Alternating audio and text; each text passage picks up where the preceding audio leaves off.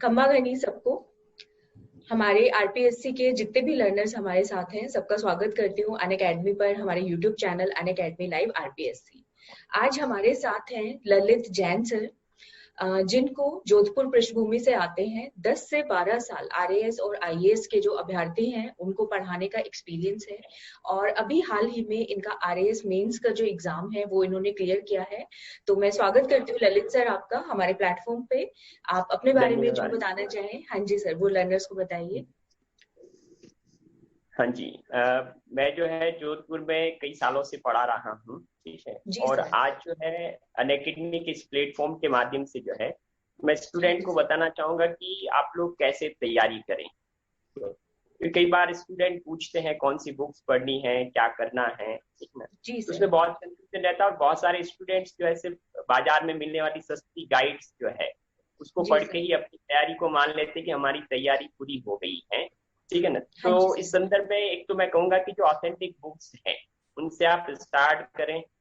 अच्छी जो बुक्स है उनको पढ़ें, ठीक है। जैसे आरबीएससी की किताबें और एनसीईआरटी की किताबें, इनको सबसे पहले उन्हें बेस बना देना चाहिए। उसके बाद राजस्थान हिंदी ग्रंथ अकादमी की जो किताबें हैं, ठीक है, और उनको यूज किया जा सकता है। राजस्थान के लिए कुछ गाइड्स है जो गाइड्स हालांकि कहते हैं लेकिन वास्तव में किताब जैसी है, जैसे पैनोरमा की राजस्थान की इतिहास कला संस्कृति पे अच्छी किताब है, इसको स्टूडेंट जो है यूज कर सकते हैं, ठीक है ना। जी सर। और बाकी किताबें हैं जैसे इंडियन पॉलिटी है, इंडियन हिस्ट्री वगैरह है, इसके लिए जो है मैं रिकमेंड करना चाहूंगा कि जो अच्छी किताबें हैं स्टूडेंट वो जो है प्रिफर करें। जैसे प्राचीन भारत है तो वहां पे केसी श्रीवास्तव हालांकि बड़ी किताब है, ठीक है, लेकिन जिस तरह से आरपीएससी में क्वेश्चन पूछ रहे हैं तो स्टूडेंट को उसको एक बार देख लेना चाहिए। मध्यकाल के लिए सतीश चंद्रा जो पढ़ते हैं स्टूडेंट वो सारा देख सकते हैं। और आधुनिक भारत के लिए जो है जो किताब आती है राम लखन शुक्ला की हिंदी कार्यान्वयन निदेशालय, ये बहुत ही ऑथेंटिक किताबें होती है, इनको यूज कर सकते हैं, ठीक है। और बाकी जो सब्जेक्ट के लिए जैसे इंडियन इकोनॉमिक्स है तो रमेश सिंह की किताब वगैरह है या संजीव वर्मा की किताब है उसको आप यूज कर सकते हैं। राजस्थान की इकोनॉमी के लिए जो है राजस्थान आर्थिक समीक्षा अच्छे से पढ़ें, ठीक है, क्योंकि जो क्वेश्चन प्री और मेंस दोनों एग्जाम में आ रहे हैं इस किताब से बहुत सारे क्वेश्चन आ रहे हैं। जैसे एक बार तो एग्जाम में प्री एग्जाम में 18 क्वेश्चन सिर्फ राजस्थान आर्थिक समीक्षा से आए थे, ठीक है, तो इसको ध्यान में ले सकते हैं। इसी तरह से ज्योग्राफी के लिए जो है वाणी प्रकाशन की कुछ अच्छी किताबें हैं वो देखी जा सकती हैं, ठीक है ना। और इसके अलावा करंट अफेयर्स के लिए जैसे हैं राजस्थान की करंट अफेयर्स के लिए मार्केट में मंथली करंट अफेयर्स तो मिलती ही है। इसके अलावा राजस्थान गवर्नमेंट की DIPR जो है राजस्थान करके एक साइट है, वहां पे जो है एक तो सूजस मैगजीन जो है डाउनलोड की जा सकती है।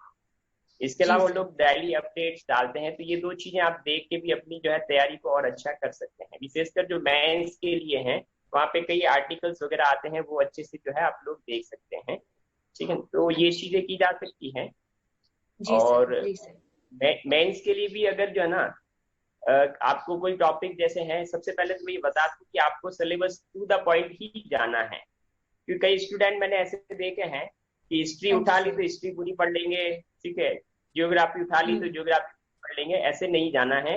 आरपीएससी का पिछला जो ट्रेंड रहा है उसमें वो टू द पॉइंट ही क्वेश्चन पूछ रहे हैं, तो स्टूडेंट को तैयारी भी टू द पॉइंट ही करनी चाहिए, ठीक है। और इसके लिए जो है वर्धमान महावीर ओपन यूनिवर्सिटी के जो है ऑनलाइन मटेरियल अवेलेबल है, उसको स्टूडेंट यूज कर सकते हैं। एनसीईआरटी की बुक्स है वो यूज कर सकते हैं।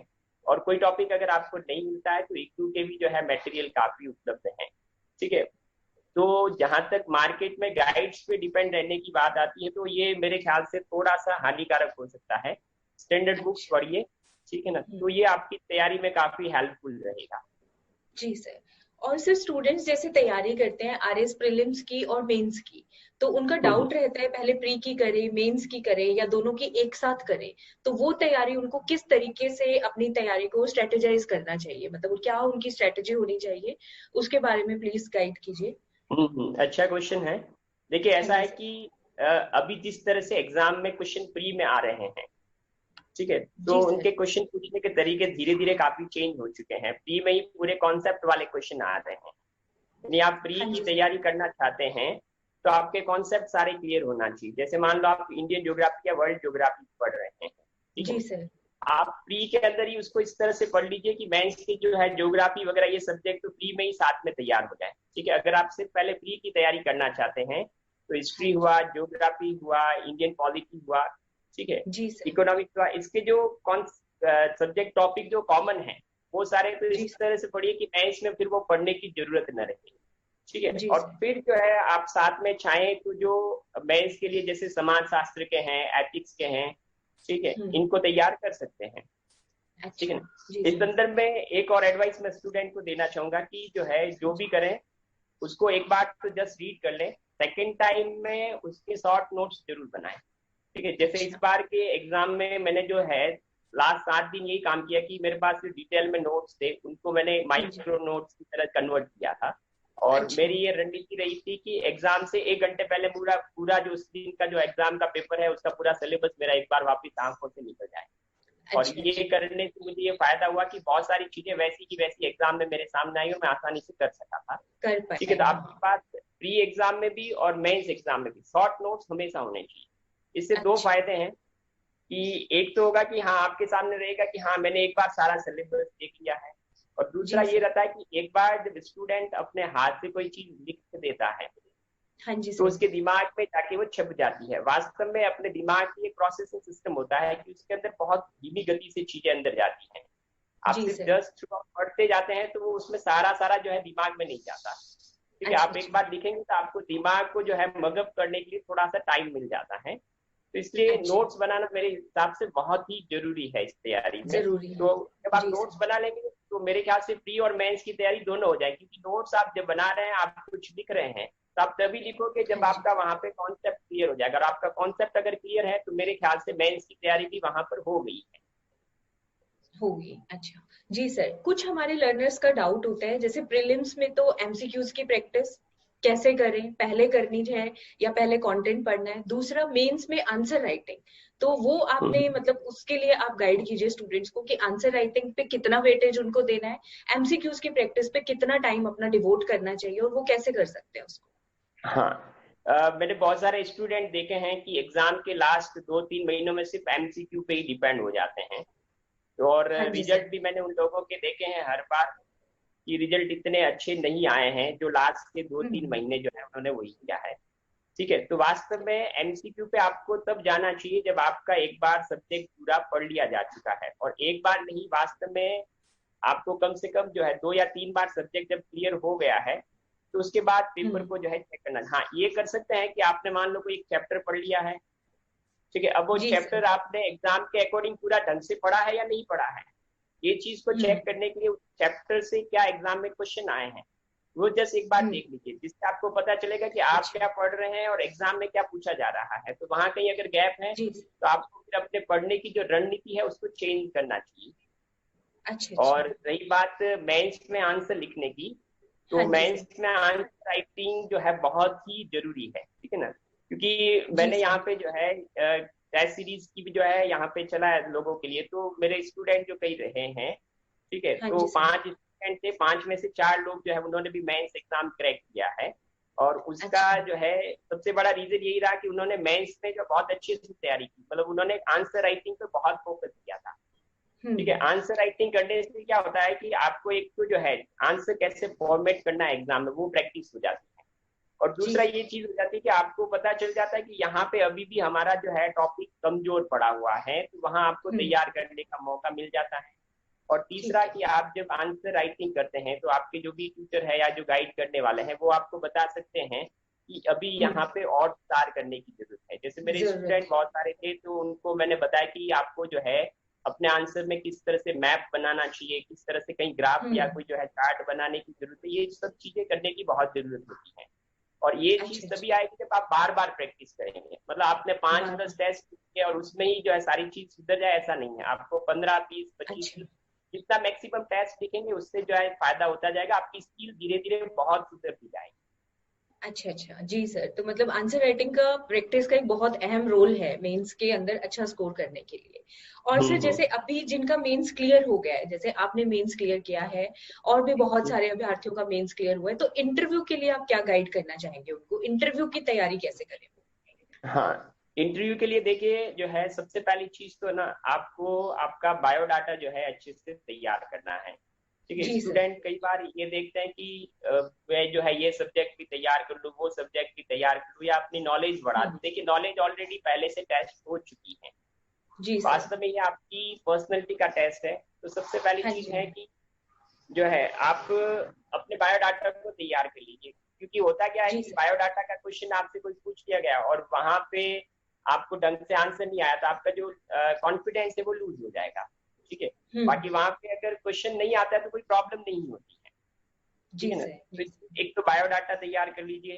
ठीक है, दूसरा आपका जो अगर कॉलेज में कोई सब्जेक्ट रहा है तो उसमें थोड़ा सा उसका बेसिक जो चीजें हैं वो हाँ चीजें जी। तैयार करिए। और सबसे बड़ी चीज की जो जरूरत है वो अभी हम्म। करंट जितने भी मुद्दे हो रहे हैं, ठीक है ना, हाँ जी। जैसे मान लो जी सर। गलवान वाला मुद्दा है तो उस पर कई बार आया हम्म। कि इंडिया की फॉरेन पॉलिसी फेल हो रही है, ठीक है, या नहीं हो हम्म। रही है, तो आप एक पॉजिटिव वे हम्म। में इसके ऊपर डिस्कस कर सके इस तरह से तैयार कीजिए। अभी मीडिया में आपने कई बार अच्छा। देखा कि डेमोक्रेसी फेल हो रही है, ठीक है, तो वहां पे भी हम्म। आपको एक पॉजिटिव वे में जो है इस चीज के ऊपर आप अपना व्यू रख सके, ये चीज होना जरूरी है।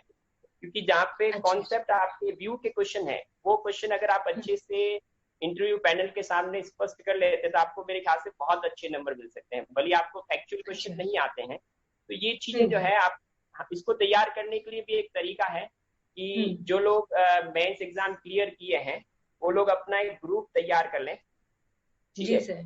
और ग्रुप तैयार करके जूम ऐप वगैरह बहुत सारी जो तरीके हैं, गूगल मीट वगैरह भी हैं, ठीक है, तो हम्म। उसमें आप जो है आपस में डिस्कशन कर सकते हैं। ठीक है ना, क्योंकि हम्म। अभी कोरोना के टाइम में सोशल डिस्टेंसिंग रखना भी जरूरी है, तो ये तरीका भी जो है जरूरी है, अपनाया हाँ जा जी। सकता है।